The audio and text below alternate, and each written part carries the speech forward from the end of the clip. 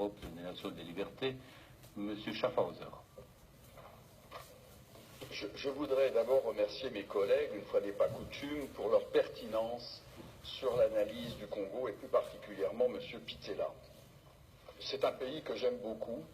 J'ai moi-même été auprès du vice-président dans la période de transition, Zaïdine Goma, et j'ai suivi cette transition en étant un des acteurs. La difficulté du Congo RDC, c'est sa richesse. Puis-je rappeler que Laurent-Désiré Kabila était allé chercher, on est allé le chercher parce que l'Ouganda et le Rwanda avaient décidé, sur ordre d'une puissance extérieure, je peux donner des précisions, d'envahir le pays. Puis-je rappeler que pendant que Laurent-Désiré Kabila envahissait le pays, un certain nombre de sociétés signaient des contrats, c'était des sociétés américaines. Puis-je aussi rappeler que lorsque Laurent-Désiré Kabila se retourna en étant patriote pour son pays, on décida, ici à Bruxelles, j'ai eu l'information, je peux dire de qui il est décédé depuis, son élimination, et qu'on est allé à Washington chercher également l'ordre, et il fut éliminé 15 jours après. Et puis-je rappeler qu'on est allé chercher alors Joseph Kabila en se disant, ce jeune, on le manipulerait parce qu'il n'était pas il était de nationalité rwandaise et qu'on allait en faire un président. Tout ceci est de la manipulation. Ce qu'il faut pour la République démocratique du Congo, c'est une souveraineté retrouvée, une armée qui se batte effectivement, une MONUSCO qui est au service de la paix et qu'on arrête les prédateurs qui sont liés au crime organisé et avec des États hypocrites liés à des multinationales. Je vous remercie.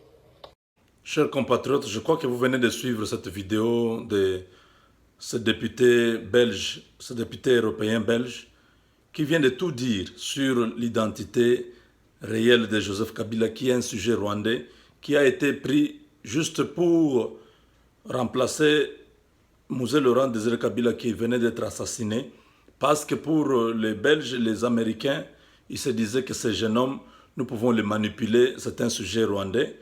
Il n'aura pas à résister devant tout ce que nous allons lui demander de faire.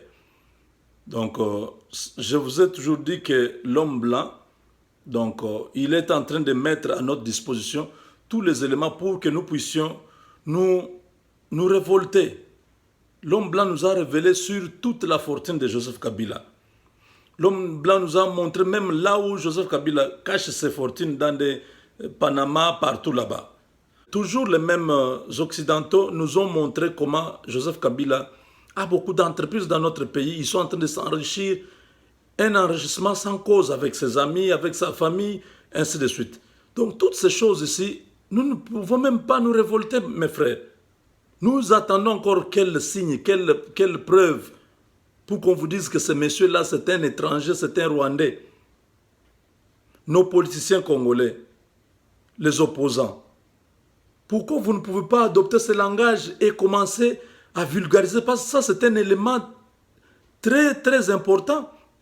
C'est un député belge. Ce n'est pas quelqu'un de la rue qui a dit ça.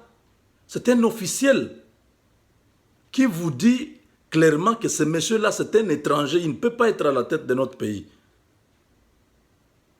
Et la constitution qui est là, c'est... La constitution est claire, vous devez être de nationalité congolaise pour être président de la République. Ne fût-ce que pour ça.